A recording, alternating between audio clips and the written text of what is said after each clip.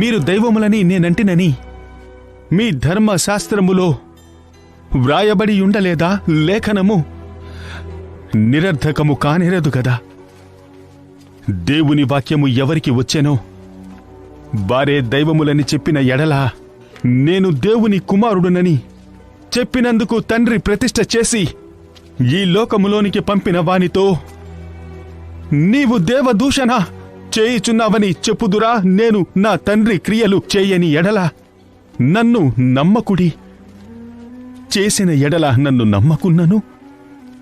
తండ్రి నాయందు నేను తండ్రి యందును ఉన్నామని మీరు గ్రహించి తెలిసికొనున్నట్లు ఆ క్రియలను నమ్ముడి.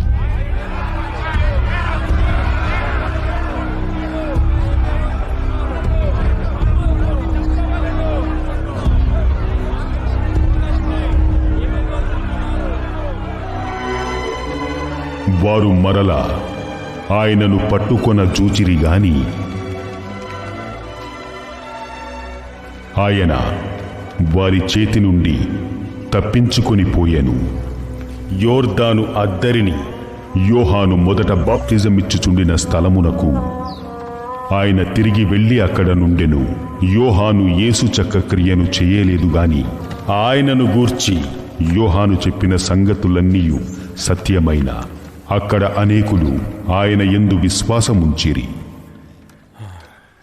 మరియా ఆమె సహోదరి అయిన మార్తా అనువారి గ్రామమైన బేతనియలోనున్న లాజరు అను ఒకడు రోగి అయ్యెను.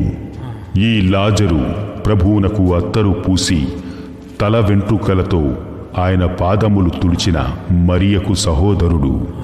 ప్రభువా, ఇదిగో నీవు ప్రేమించువాడు రోగి అయి ఉన్నాడు.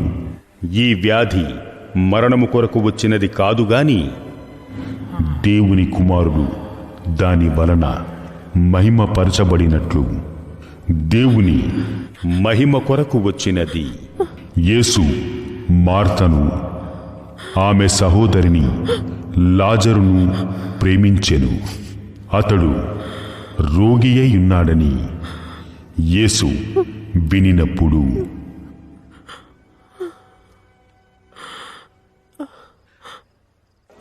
తానున్న చోటనే ఇంకా 2 దినములు నిలిచెను.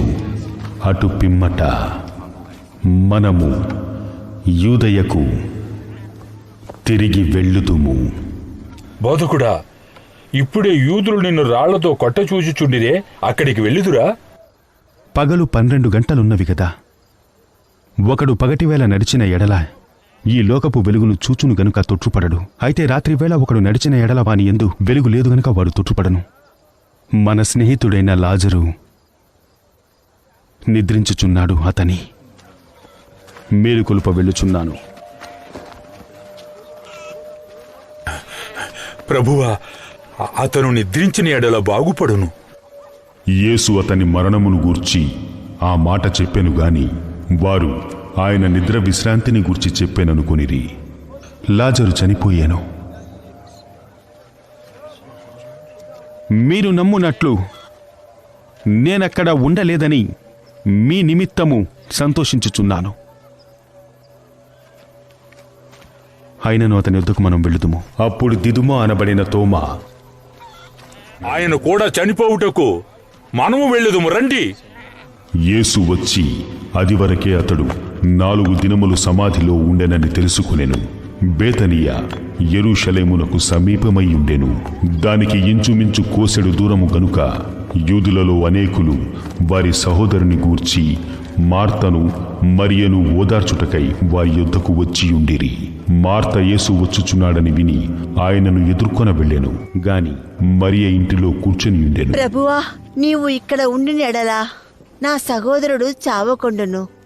ఇప్పుడైనను దేవుని ఏమడిగినను దేవుడు నీకు అనుగ్రహించునని ఎరుగుదను. నీ సహోదరుడు మరలా లేచును. అంతఃదినమున పునర్ధానమునందు లేచునని నేను ఎరుగుదను. పునరుత్థానమును జీవమును నేనే. నా యందు విశ్వాసముంచువాడు చనిపోయినను బ్రతుకును. బ్రతికి నా యందు విశ్వాసముంచు ప్రతివాడు ఎన్నటికీ చనిపోడు. ఈ మాట నమ్ముచున్నావా?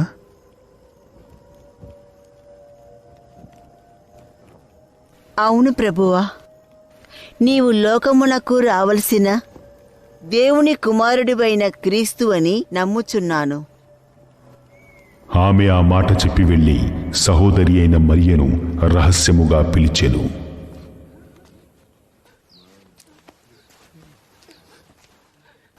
బోధకుడు వచ్చి నిన్ను పిలుచుచున్నాడు. ఆమె విని త్వరగా లేచి ఆయన యొద్దకు వచ్చెను. యేసు ఇంకనూ ఆ గ్రామములోనికి రాక మార్త ఆయనను కలిసికొనిన చోటనే ఉండెను.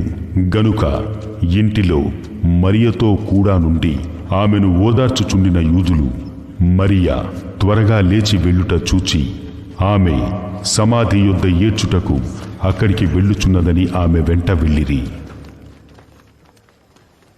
అంతటా మరియ యేసు ఉన్న చోటికి వచ్చి ఆయనను చూచి ఆయన పాదముల మీద పడి,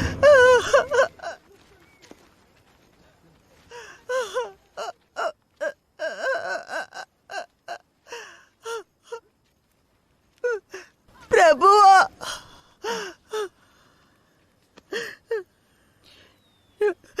నువ్వు ఇక్కడ ఉండినచో నా సోదరుడు చావకుండునా. ఆమె ఏడ్చుటయు ఆమెతో కూడా వచ్చిన యూదులు ఏడ్చుటయు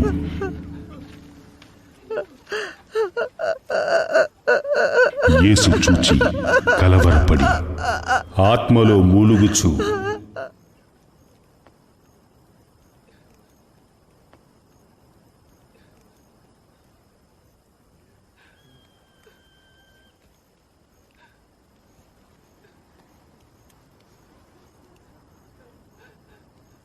అతనినెక్కడి నుంచి తిరిగి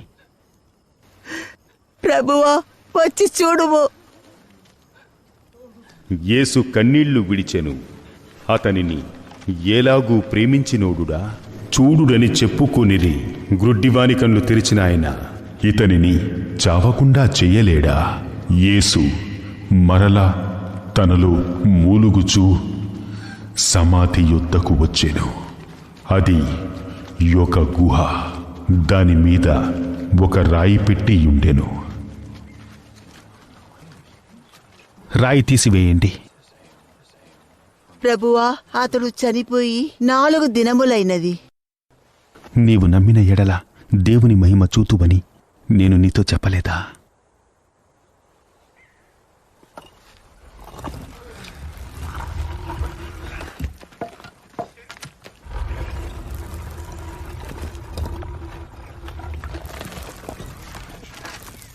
అంతటా వారు ఆ రాయి తీసివేసిరి.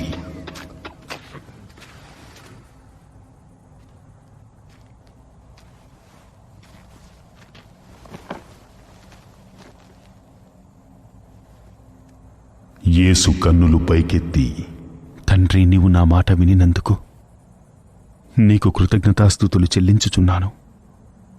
నీవు ఎల్లప్పుడూ నా మాట వినుచున్నావని నేను ఎరుగుదును గాని నీవు నన్ను పంపితివని వీళ్లతో విన్నవించుకున్నాను.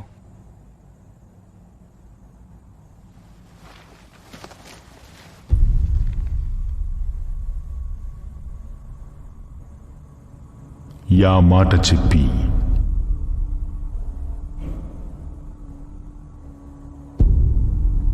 లాజరు, బయటికి రా.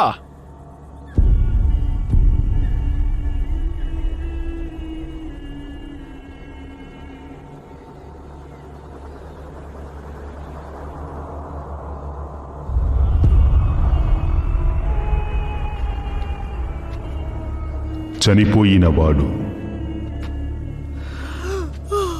కాళ్ళు చేతులు ప్రేత వస్త్రములతో కట్టబడిన వాడై వెలుపలికి వచ్చెను. అతని ముఖమునకు రుమాలు కట్టియుండెను.